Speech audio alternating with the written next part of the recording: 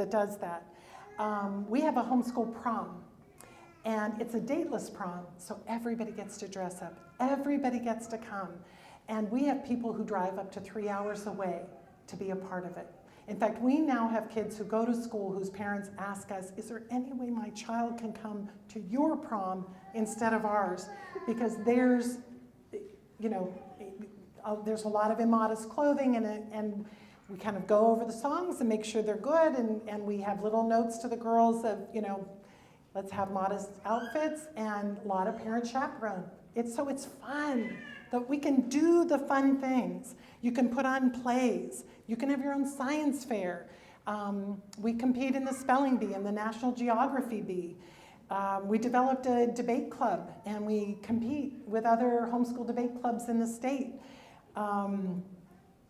You can put on performances of musical kinds and invite relatives who aren't sure that homeschooling is maybe part of their negativity is that they are sad they're never going to see their grandchild perform on stage. Well, create the stage, put on the play, have that recitation. You can do it. You can do this. Okay, caution, a few cautions. Resist the urge to prove homeschooling works. It is hard. It is hard when you feel that peer pressure and someone subtly says, my 4-year-old is reading at a 3rd grade level, and you know that your child is struggling with reading. Do not turn and put that pressure on your children. They will learn. They will do well. It's not a game of comparisons, okay? Focus on teaching the child, not the curriculum.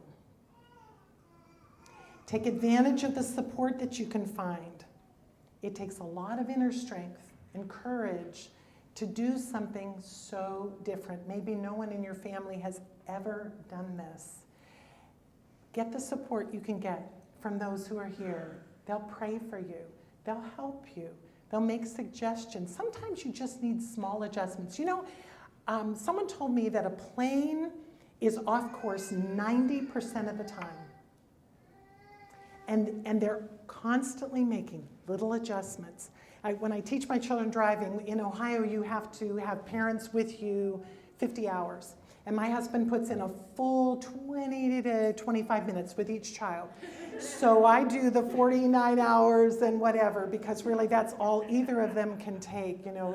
He's always slamming that make-believe brake. But anyway. But I always tell them, when you begin to go off course, don't jerk the wheel. It's just a little adjustment, because at high speeds you could really do far more than you intend to do. So in homeschooling, maybe your curriculum is good, but you need to pause and focus on one skill. Maybe your curriculum is really good on certain aspects of phonics, but someone has an idea of a game you could play. Maybe if you did spelling bingo, maybe if you did just more drill on something, that would just help. So maybe you do need to change curriculum, but maybe you don't. Maybe it's a small adjustment. It's great to model for our children that we can be helped and that we can help others. And realize even your homeschooling friends, you may feel pressure to do what they're doing. And even that, you don't have to do the way they did it. You can glean whatever you can, but don't beat yourself up. I think as mothers, we always can find someone who does anything better than us. And I told one of my children, my daughter, I said, being a mother is failing all the time at something. I've got the laundry done and a great dinner on the table, but I didn't clean the bathroom. There's always something undone, and I think it's the natural humility God built into our vocation as mothers. Because it's okay. We won't ever be perfect, but as someone said last night, you have a mother who is perfect, and then pray for me, and I'll pray for you and teach you how to clean the bathroom.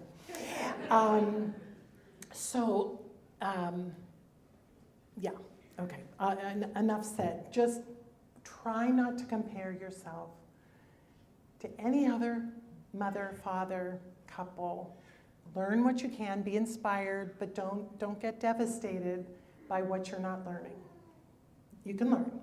If you fail to plan, you have planned to fail. And I truly believe that having some semblance of a schedule and an order of how you're going to accomplish the things is really crucial to keep you on track for the year. And when you hit the end of your year, celebrate the end of the year. I have friends who have homeschooled like through July because their kids didn't finish their curriculum. And all their buddies are going swimming and on vacation. We're not done, and we're not going to end the year till we're done. And I think, hooey, stop when you say you're going to stop, and then a week later, you can begin summertime school time because they're going to get a little bit bored, and a little structure's good, and you can wrap it up. But again, if you use those extracurricular, if you use the marbles and you'll get ahead in the curriculum, you'll finish on time. I just don't make this a horrible experience for your kids and for you. You need the break for summer, they need the break for summer, and then begin again, okay? Just really, really recommend that. Read about homeschooling if you haven't done that yet. Just read about it. Find some other testimonies of what people have done. Talk over it as a couple. Listen to each other's hearts. Take 1 year at a time. If your oldest is 7 years old, you are not deciding about homeschooling upper level, okay? You're deciding about this year, and allow that to be what you're really focused on. Okay, and expect the unexpected. I think I've already covered that quite a bit. Okay, some problems. You may have conflict of personalities. You will have some children that are just like you, and the things that bug you about them are what you don't like about yourself. It's a chance for character growth. There are some children who are nothing like you, and it's hard to, how do I get in that child's brain to know why is he doing what he's doing? Pray for that child. Ask that child, pray for mommy. I really don't know how to teach this to you. This is a great opportunity for our own character formation. Don't dodge the problem by rejecting the child, and don't dump the problem child on an unsuspecting teacher. If you have I'm serious, if you have a disobedient child, you must, for the sake of that child, help that child obey. Because an awful lot of teachers are being given children who are a handful, and it's unfair. It's unfair. Our duty is to teach them to obey. And whether or not you homeschool, you need to teach them to be respectful and to obey. If you're bringing a child home from school, that child may be a bit burned out, and you'll have to work out with them. Because if you just do the same thing at home, it's not going to be encouraging. So pick up on some of that delight-directed learning. And I always engage my children.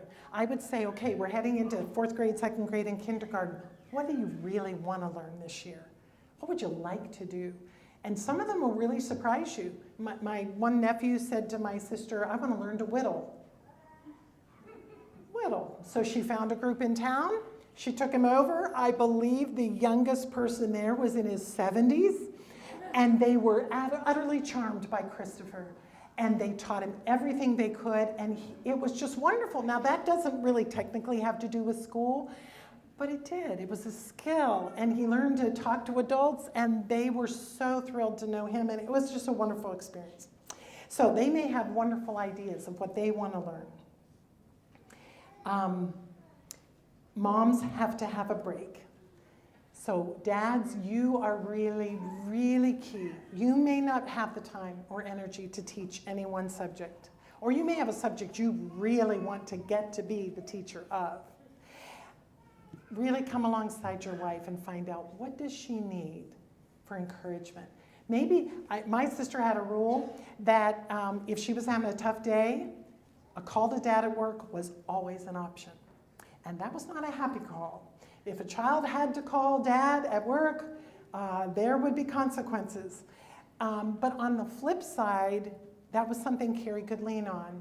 If Mark had to come to the fore, even if he couldn't come home for a while, he could have a firm word with that child, and then there was an attitude change, and it really helped. And I would still say the best money spent was spent on people cleaning my house so that I was free to teach my children. The church supports the principle of subsidiarity.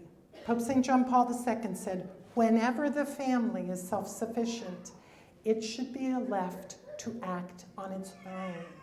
There's nothing wrong with delegating education, but there also is nothing wrong with saying this is something we can do. And I tell you, the church does support this. Okay. Last couple points.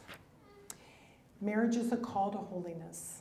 And tomorrow, I hope I have good information. I was told by someone who really knew in Rome, tomorrow a new document's coming out from Pope Francis on the call to holiness and how that applies across the board, especially to us who are in the vocation of marriage.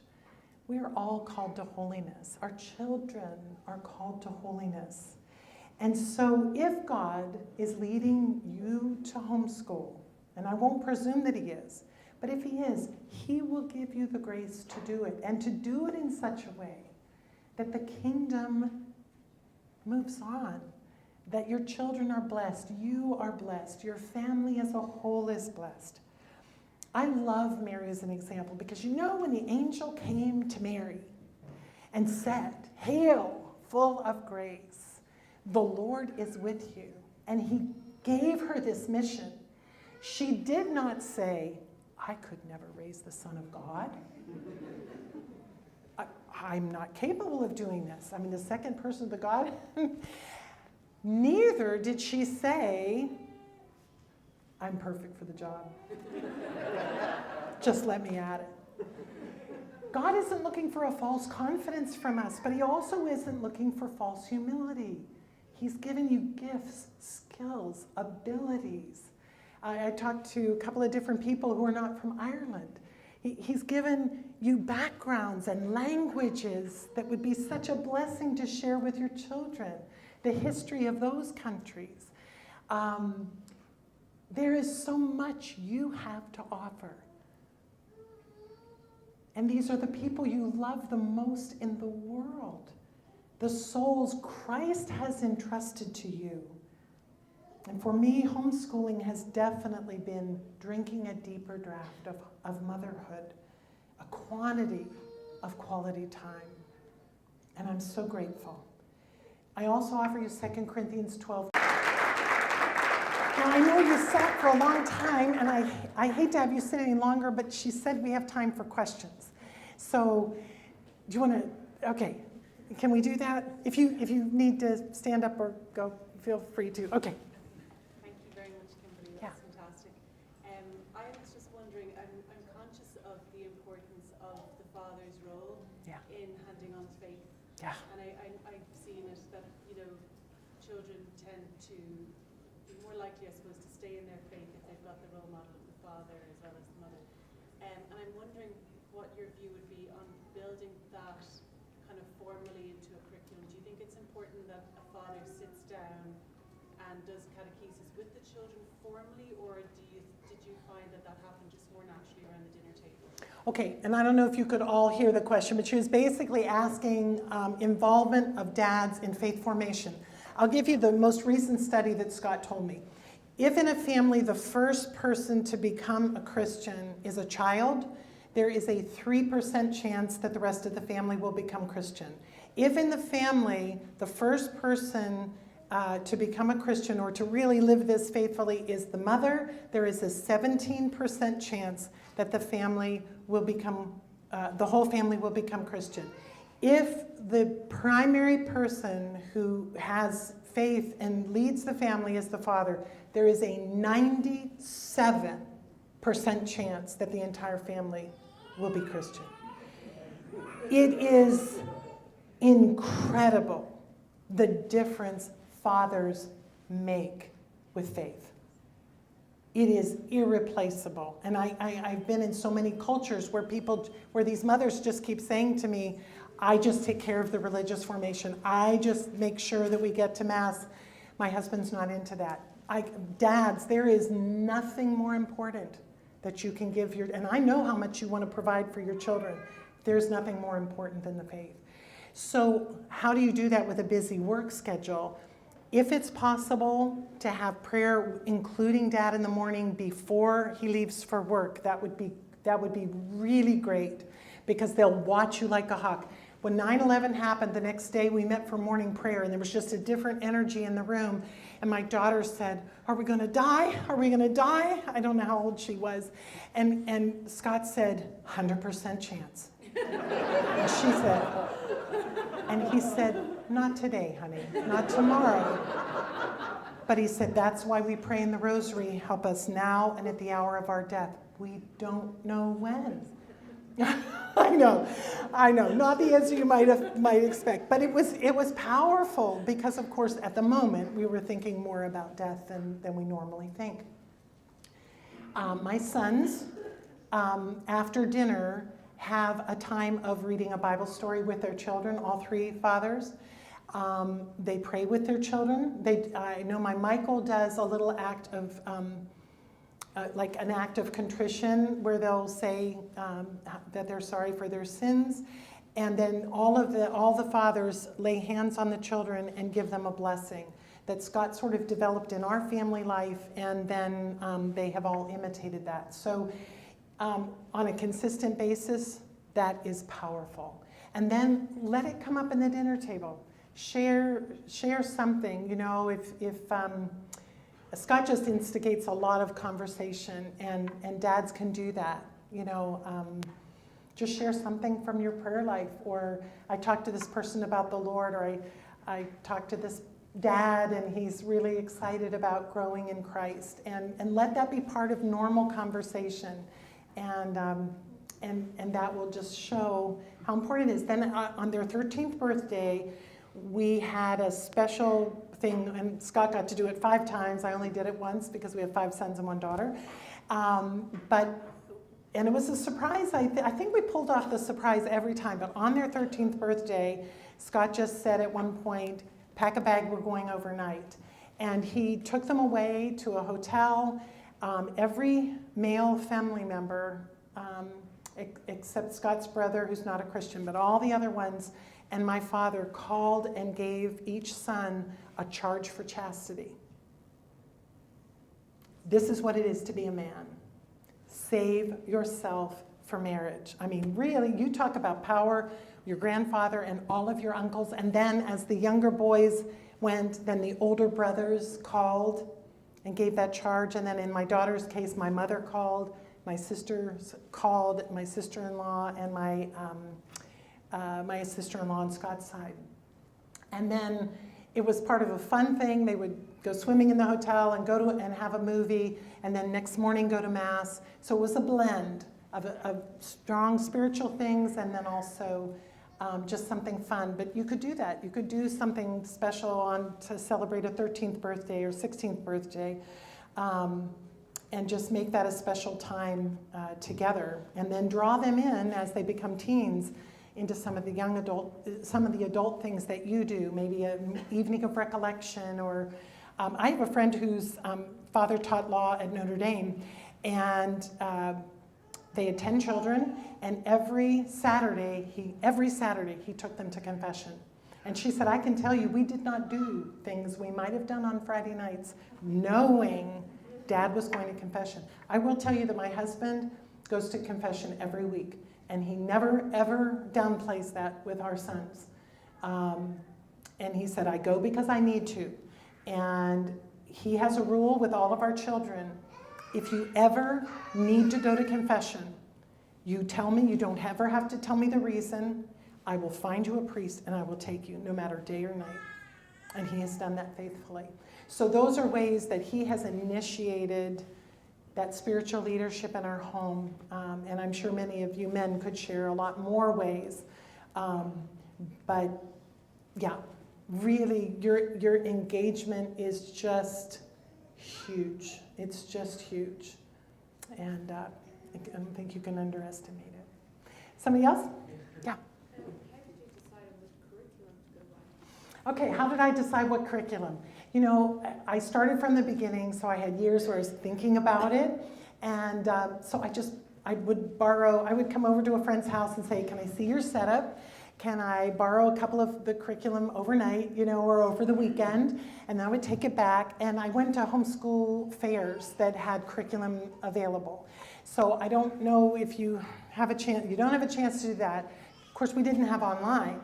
So you can go online and you can see sample pages, and is it something that appeals to you? If you have a really artistic child, maybe something that really involves the arts would be, there are some things that I set, like I really like the math that I found, and once I found it, I didn't really want to do more. I really knew it worked. I had the leader guides, and other younger friends would say, oh, have you heard of Mequon math, or have you heard of Cuisenaire rods, or have you heard of this? It's like, no, it's okay, I'm good. But then there are other things that you might come across that you say, you know what, I think we'll change, and the older ones will do this. I found a beautiful handwriting curriculum that was 6 booklets, and it was not numbered, it was lettered. So I realized I really had not done a great job teaching handwriting, cursive handwriting, to my 2 oldest children. So I got a set of 6 for all the kids, and then they just did like A, B, C, and D, I think, in one year, and then the next year they did E and F.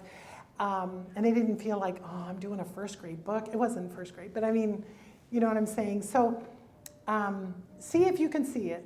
And for younger ages, though, did you feel that it was necessary to have a curriculum straight away, or? no. No, for younger kids, no. So we would go to the library and check out science books. And I counted science taking a walk. We would take a walk one day and look for different colors. The next day we would take a walk and look for textures. Next day we might look for falling leaves and come back and make one of those, like a placemat where you put it in between the wax, and just different things. Just, really, young children don't need a lot of history and science, so you can just read things out loud and talk about them. You may do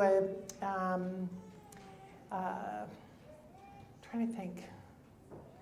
For me, like kindergarten, first grade, the keys were a really good reading program, a really good math program. And then everything else is kind of gravy.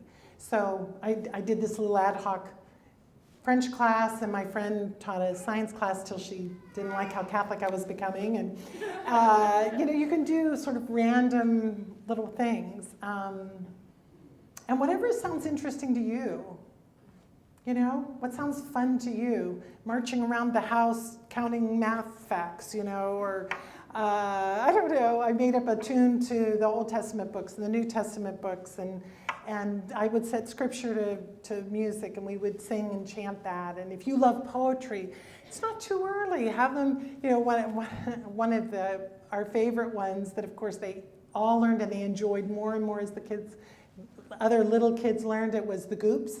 You know that one? The Goops, they lick their fingers. The Goops, they lick their knives. They spill their broth on the tablecloth. Oh, they lead disgusting lives. Anybody remember the next one? The Goops, they talk while eating, and loud and fast they chew. And that is why I'm glad I'm not a Goop. Are you? I mean, and so, it's just kind of fun. Have fun. Have fun. Explore. And you can check out books, out of the library that are how to teach something. And I don't know if they'd ever do it here, but in Illinois, they let us register as teachers, and we could go where they had supplemental curriculum, and we could check it out for 6 weeks.